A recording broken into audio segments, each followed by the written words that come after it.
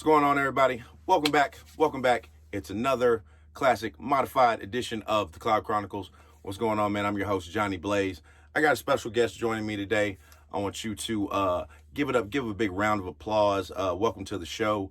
A new friend, producer, lyricist, engineer, musician, Leah. We're going to clap it up for you, Leah, real quick. Bah, bah, bah, bah, bah. What's going on?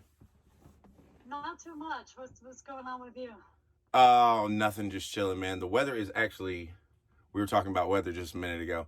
It's actually really nice here. I had to open the door and like let the breeze go through. You know what I mean? It's nice to like be able to open windows in Florida without it like sending in apocalyptic heat. Yeah. Or bugs. Yeah, oh my God, yeah, or mosquitoes the size of like your head. Yeah, Crazy. Mosquitoes kill me. Oh, fuck that. But so this is your first time on the show. You've seen a couple episodes. So basically, I want you. First thing we want to do, I want you to introduce yourself to the world, to the Cloud Tribe, as I like to call them. Let them know who you are, what you do. Just tell them a little bit about yourself. I'm Leah Jude. I started releasing music pretty recently. It's like a little over a year ago now. But I was making music for a lot longer than that. I just wasn't releasing anything. Mm-hmm. So I would like record a lot, but I was afraid to like get criticized or whatever. And Right. then I started to get older and I was like, even if I was the best in the world, I would get criticized. So who cares, you know? And just do it if it makes you happy. And so I kind of came out just rapping and producing my own beats. And that did get me like a small following, but I realized like most of the people that were following me really liked the lyrics and the beat, but they didn't really like me rapping them. So okay. I was like, well, let me like just make beats because that's something I could actually make money at. And so I switched. I mean, I'll still release rap songs now and then or whatever, but especially now that I actually am a lot better at mixing my own vocals because it's not easy to mix your own vocals. Right, Because definitely. you can't hear them objectively. Right, so I, like, yeah. load them with reverb and try to transform them and shit. And, Mm-hmm. But yeah, like the beats are doing really, really well, Mm-hmm. and I'm happy that I'm happy with the way that I did it with just the whole thing. Right. So how long have you been producing or rapping, would you say? Like I think like a lot of rappers, like they don't want to admit that they started with poetry. Right. Know, like, no. Yeah, I hear you. But I feel like I would, when I was in like middle school, there was like some boys and we would like, it was, I guess you would call it now poetry slams, but we called it toasting.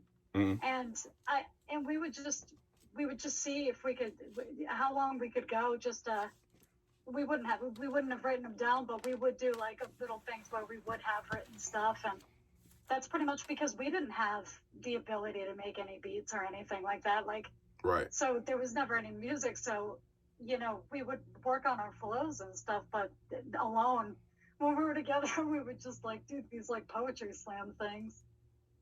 Yeah. But, I mean, that's how that started. So that's been going on since I was like a kid. But the producing, I was like 18 or 19. Okay. Like I had bought like a Mac. I worked for like ever to be able to afford this thing. Yeah. It was like they're not cheap. Huh? I say, yeah, they're not cheap. Go ahead.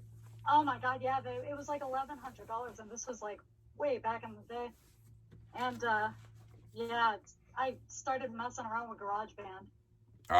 And the more that I messed around with it, the more I wanted to like learn how to play the keys and yeah, it was just and you have to eventually at least have a good feel for music theory. I mean, a lot of producers say it's not totally necessary, but I think it's gonna help. Yeah, definitely. I agree with you. Who do you like? Who's like some of your favorite producers? You think? that you either like your favorite ones that you like, or ones that inspired you, or maybe they're like ones that you've collabed with? I mean, when I was younger, I think like the first producer that I was ever like introduced to probably was like Dr. Dre. Oh, really? You met And Dre? so, no, not introduced. Oh, okay. I was like, oh my God, I would be dead right now. Like I okay, would okay. literally die. Okay, I was about to write that down and be like, yeah, man, I know somebody that met Dr. Dre, just as a flex, Yeah, like just start name just yeah. Yeah. Yeah, but I think of like when I was like a kid, like buying like cassette tapes, I thought that the rapper just made the beat too. I didn't understand how it worked, and then it wasn't until Dr. Dre where like I realized some producers rap, but it's two different people generally on tracks. Mm-hmm. So he'll always be my favorite because of that like nostalgia thing. But I love Curtis King. Adam Ivy. Curtis King. Well, tell like the people like if like the people like Curtis King, like what genre would you? Curtis King. Or like, or is there a popular track that the people may not recognize by? Man, I can't. The thing about him is he's more known for like a style. Like he's got like these boom drums. Like okay, you could just tell that it's his track. No, I got you. Yeah. Like I don't know what but honestly, like I can't really like put Curtis King into a specific because he does a lot of different styles, but man, he's known for those drums. He's got like a kick that can literally like blow a hole through your window, but somehow it's so clean.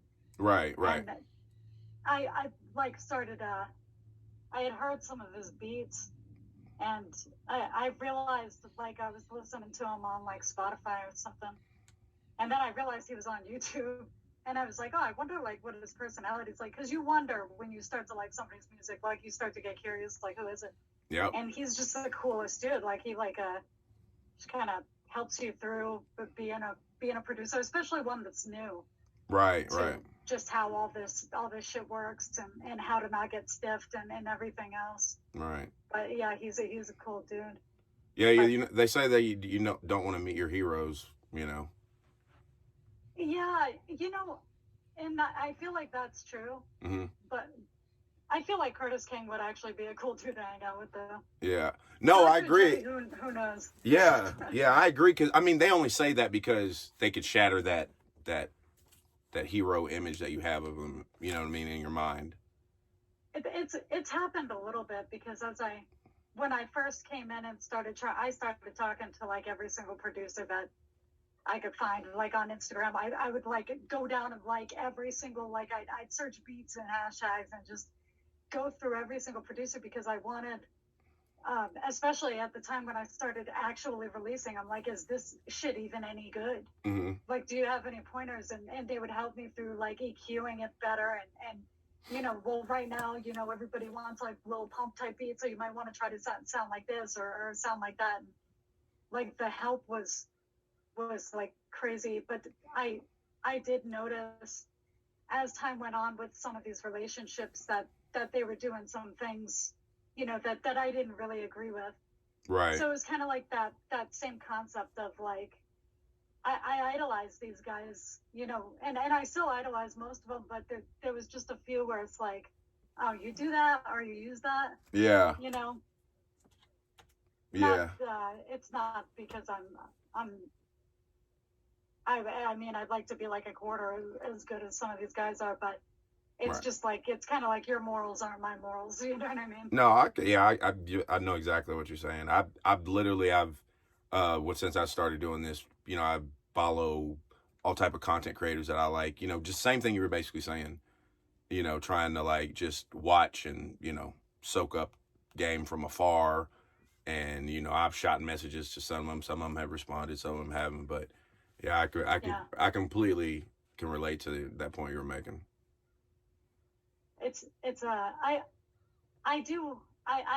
did get lucky too, because like, I'm a woman, so generally, like I normally wasn't, and most producers, like probably like 90% of them Mm, are men. So like right. I would message them and they would be like, "Oh, I'll help you," you know, kind of Yeah, thing. yeah, they're gonna be quicker to respond to you than they are my big ass with the beard.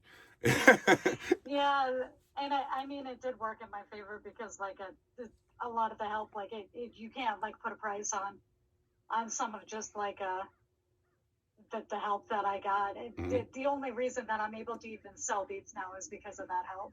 Because Right. I wouldn't be selling right now if I didn't get these pointers from like producers that were selling. Uh-huh. Let me see. So I wanted to ask you too. So, tell me a little bit about your creation method. Like, what do you like to do? You got like, you got like a ritual, you got like you know, a mantra, The anything. workflow. Yeah, like what do you do? Like, do you go run? Do you listen to some, dope tracks? Just what do you do to get in the zone, so to speak? At first, like I didn't have a way to do that, Hmm. and that hurt because beats were taken. One beat was taking like 7 hours. Right. But now I've realized, that just listening, yeah, like going for a walk or something like that, just getting myself out of this space.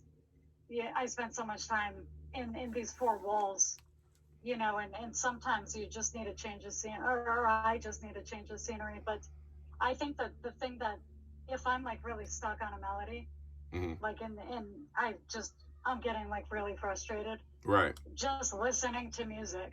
Right. When you Like hit if I have that good writer's beat block. stars and I said that writer's block. Is that what you're talking about? oh god, yeah, I get that on beats like Right. Right. really badly. Right. I mean, I another thing that I do is I'll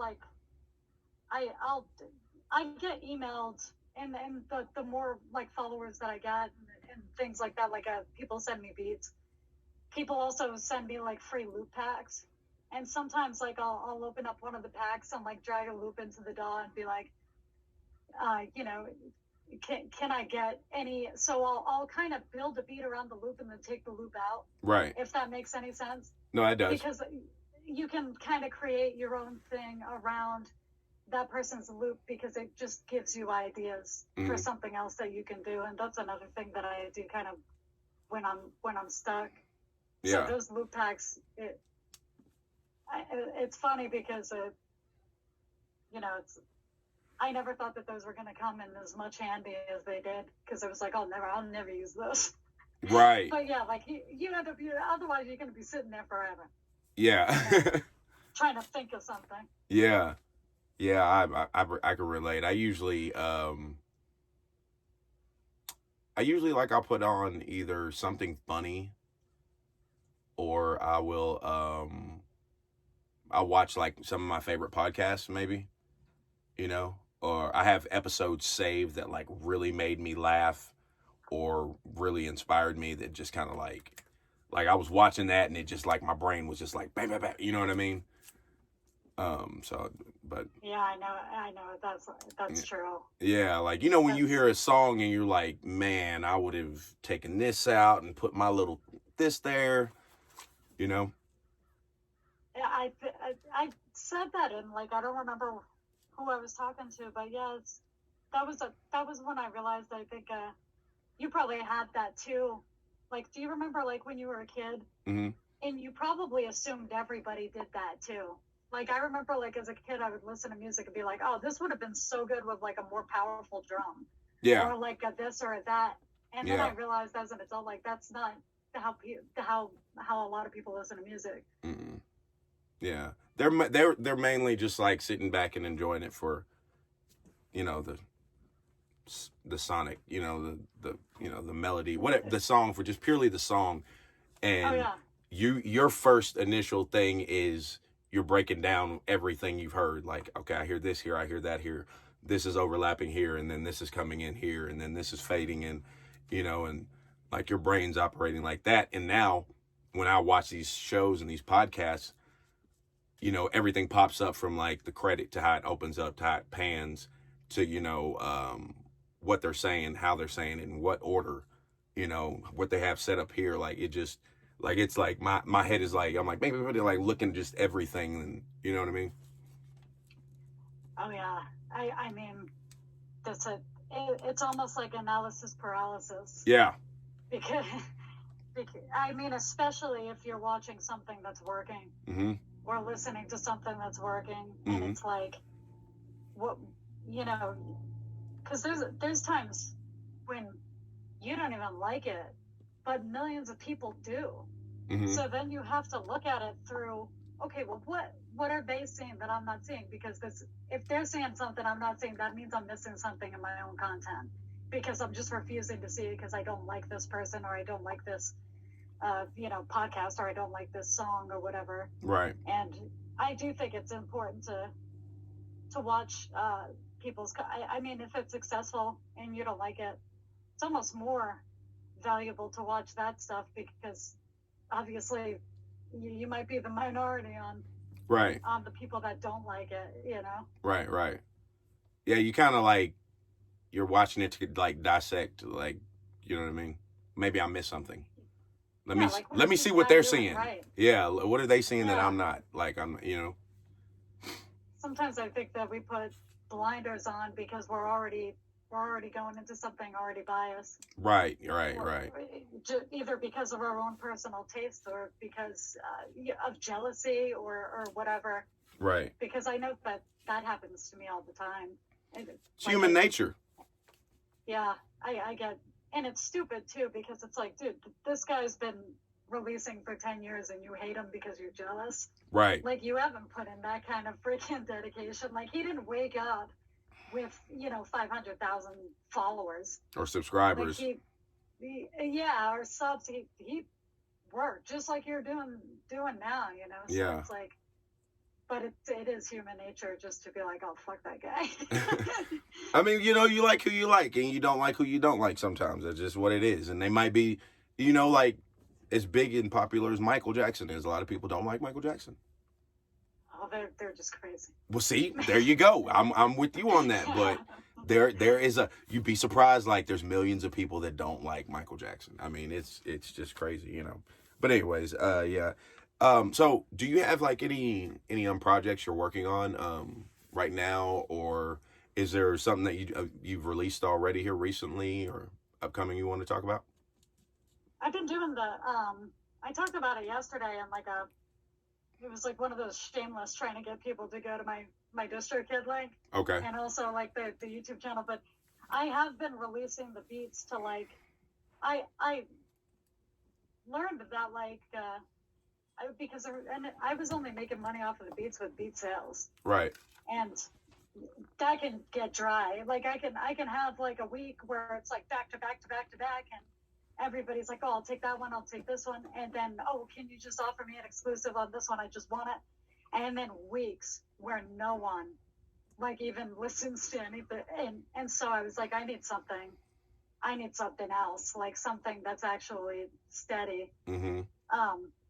And so, yeah, I started uploading the beats to Spotify because I noticed that Uber drivers, and they're probably not the only ones, like they just listen to beats with no lyrics. They like the instruments. Or kids that are college kids that are studying, they want hip hop, but they don't want like somebody like, distracting words or whatever. Spitting rhymes. Yeah. Right.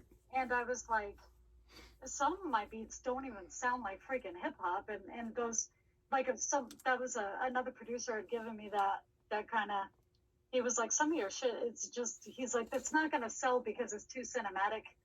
He's like, you're not leaving any space for a lyricist to get on there. Okay. Like, it's pretty to listen to. Right. This isn't anything that a rapper can use. This is something that would be like in a sad scene in like a movie. Right. So, yeah, like I was like, well, I don't want to take them down completely. Let me just upload, especially the more cinematic ones, to Spotify and Apple Music and all that. And I get more streams on that than I ever do on like the stuff I was rapping on. Right. That's for sure. These are actually pretty steady streams, which is cool. Right. But I guess that's the project, is just because I make a beat every day, sometimes multiples. I pump this stuff out on those major platforms Right. constantly, pretty much. Well, I have another question. So this is the off the this is more like the personal stuff here. The personal but not personal stuff. I warned you about it. So yeah, it's pretty personal. We're digging deep here. That's what we do. We dig up dirt. I had to go through your page, scroll, and find some dirt on you. No, I'm just playing. I'm just playing. Okay, so first question. Free time when you're not doing beats. What are you doing? What do you like to do? Man, there's not too much of that. But when I do have free time, it's gonna sound weird, but I genuinely like enjoy this. I love tech channels. Like I love technology in general. Like I love artificial intelligence and studying algorithms and how they work and things like that. But I think like a guilty pleasure of mine is like I love those channels that destroy iPhones. Like they'll throw them out of windows. Yeah. And I don't know what it is, but I can binge on those for hours. Yeah. It's like I don't know. It's just kind of cool to see nowadays, like what it can stand. The new glass and things like that. That's fascinating to me. Thank Plus, God. it's just funny to watch somebody like take this like $1,400 device and just like stuck it out of like a third-story window. Yeah, and it cost them like $35 to make it. Yeah. And they're selling it for $1,400. That's true. Oh, the last I checked, it's $286. Yeah, no, that's it. You're correcting me. Thank you for the correction. I had seen something about that. I found that out recently. Yeah, me too. I think we probably saw the same thing. Like I was like, "Are you kidding me?" And then I saw like it costs like maybe what is it like $12 or something to make a pair of like Jordans that sell for like $300. That's why we did watch the same thing. Okay, cool. I think you're thinking about Jordans. Yeah. Okay, that was cool. I was like, what? I mean, I knew the markup was stupid, crazy, but you know what I mean. Like you're like, that's. I love Jordan. I love Jordan 11s. I love 8s. And You say 8s are your favorite ones? No, 11s. Definitely the 11s. Okay, the 11s. That's the patent leather joints, right? Yeah, like the Concords. And those are my favorite. Yep. Okay, I'll just double check them. Yeah. I got a pair of Concords in there. Yeah. And I love the tuxedos, and I feel like not many people. But then like, I didn't like 5s for the longest time, and then the Bel Airs came out. Oh. I love the friggin' Bel Airs. Yes. Like the suede on and just. Yeah. But I love Jordan. I like LeBrons too. Yeah, I see. I've never bought a pair of LeBrons. I got you probably know the one that the Jordans there where they're like half black, half red, and then there's a half white, half black one. You talk about the 12s. I think I was gonna say 12 because I got them right up there. I was like, I'll grab these motherfuckers if I have to. But yeah, I got those. Those are like maybe my second favorite. I love have you seen the all black 11s? The all black 11s? Yeah, the Concord with the patent leather. Oh man, I didn't even know that they made all black ones. I've only seen that as a customization because I watched those too on YouTube. Yeah, okay, I've seen some of those too. Yeah, no, I mean, I don't know. I think you have to like go to like, you know how they have those like those shoe stores where you walk in and like everything's on the wall in plastic and shit. Yeah. Oh, those like really. Ave Dornbeckers? Is that why? Is that exclusive? Or are they just like? I'm not sure. I've seen them on it. I mean, everybody I've seen them on, you know, they got a little bit of money.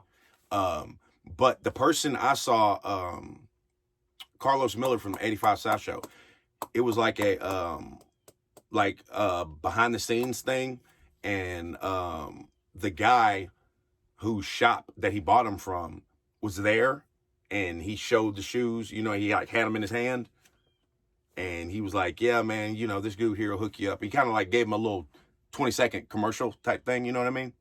Yeah. Okay, and so I know you can get them like in stores, but yeah, you're gonna drop a good 3. Yeah, but they are Oh man, the thought of they're like all black beautiful. dresses though. They're beautiful. They're beautiful, and I was like, oh man, I get those. I mean, because if you are a sneakerhead or you just take care of your investment, you can have those for forever. Oh yeah, I have like I. The thing is like when I wear any of my sneakers, like the first thing I do when I get home is take the toothbrush and the Angelus and like I keep the clear, like I will use like Salon 40 to like Mm-hmm. for my bottoms, the Yep. clear bottoms and shit. Yep. And I take care of because they're Jordans. It just, and the coolest thing about them is like that they'll get super popular. Mm-hmm. You won't be able to freaking find a pair, Mm-hmm. and then they'll die for a minute. And like right now, like you can get them, and I'm a woman's size, so I can get kids on eBay. Oh, you lucky! You're lucky. Oh yeah, like I got a pair of like black hat 3s, which Mm-hmm. I love all black, like Jordan anything's, like any number, and mostly because they're so easy to maintain, Right. if they're not suede. Right. But man, I remember I got a pair of shattered backboard ones, that really nice tumble leather, Mm-hmm. and I only paid like $35. Like obviously the woman selling them was selling her kids old shoes and didn't know what she had. And I was like, I'll take it. Yeah, I saw a video. I saw a YouTube video of a guy found a pair of Jordan ones in a thrift store for what was it, $12? I think they sold them. They were selling them for, and they were good. They were good, like very good condition, very good. I was like, it's on YouTube. You can pull it up. But he was flipping them out. I was like, are you serious? Showed the inside, the official tag that's on the inside of the shoe. To make sure it's legit. So you can make money if you go to the thrift store. Like I used to make money this way. Like I would go and like there's Jordans at thrift stores all the time, especially in baby sizes. Mm-hmm.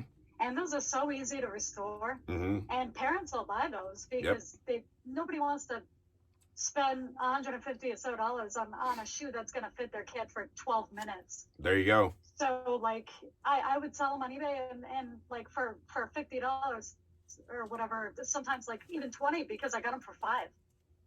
Yeah. So I didn't really care. That's smart. That's a good for at that point, as long as it was more. Yeah, that's smart though. That's smart. A lot of people just do that with clothes in general with all these new apps. It's a good. I had trouble like with because for a little while I would do the starter jackets. I would go to just drive around to every damn thrift store and look for starter jackets, and I'd get like 2 or 3 or whatever after going to like 10 of them. And those didn't flip nearly as well as I found like KD's, LeBron's, Jordan's, even beat up. Yeah, it's these younger kids, like they're not on Jordans like we were. Like it don't resonate with them. Like LeBron is their Jordan right now, and KD like that. You know what I mean? Oh yeah, because KD 6s, those are the ones with like the strap. Mm-hmm. Those, if I ever got like a pair of Easters or Knicks or anything like that, like those would go in 12s. I don't know why everything's 12. I think because you said 12. Yeah, right. Those went so fast. Right. And then like I'd have like some KD7s or something. They would sit for a minute, but you're right though, because sometimes like the KDs and the LeBrons outsell the Jordans. I don't do it anymore, but I found that to be the case. But with the baby shoes, the thing is like the people that are buying them for their babies are our age. Mm-hmm. So they want specifically Jordans, which is cool. Right. So it's a good way to make money. Yeah, definitely. Okay, so before I let you go, I got one more question. It's going to determine whether or not you're going to come back on the show, so you better get it right. No, I'm just playing. So we got to talk TV shows. I need to know what your favorite TV show is, or favorite TV shows. I usually message her before I start my interviews. But anyways, Gotcha. Okay, so it's cool. We'll just mesh these 2 clips together. It's the end. So yes, definitely your favorite TV show is what? I think like of all time, You didn't have to be one. You exciting. can give me a few. I loved Empire the first few seasons. I love Power. Oh, okay, cool. That's a mark. That's a good one. And then the other one, I didn't like every single episode, but I got kind of into it recently. Black Mirror. Okay. On Netflix, and I think that those are Black Mirror is the more current one, but I think that if I was to chip, Power was probably the best one out of all of them, because Empire started to fall off after the first couple seasons, I thought. Okay. One last question. So, how do you feel about Game of Thrones? I didn't get into it. Didn't watch it. I couldn't get into it. Didn't like it or didn't watch it? No, I tried to watch a couple episodes, but that like a time period, I just can't sit through it. Right. It's like, you got to battle through that first season. You got to get through that first season. I'm not gonna lie. Everybody's like, you're missing out so bad by not. But man, I just couldn't. Yeah, you are. It's all right though. It's all right. Well, listen, it's been a pleasure having you on today's show. Thank you so much for gracing us with your presence. I'd love to have you back on anytime, just reach out to me, let me know. Is there anything else you want to say to the people before we get out of here? No, I just thank you for watching, and thank you for the support that you've given me. Everybody, like the podcasters that have reached out, and just the people that support me and things like that. It's the only reason I can do this. Right. So thank you. And, I hear you. Yeah. All right, y'all. Well, hey, we appreciate y'all rocking with another episode. This is the Cloud Chronicles, okay? The People's Podcast. Your favorite new podcast. I'm Johnny Blaze, your host, man. This was Leah. We'll see you next time. Peace, good vibes, namaste, man. Everybody, mental health is real. Take care of this. It'll take care of you. We'll see you next time. Peace.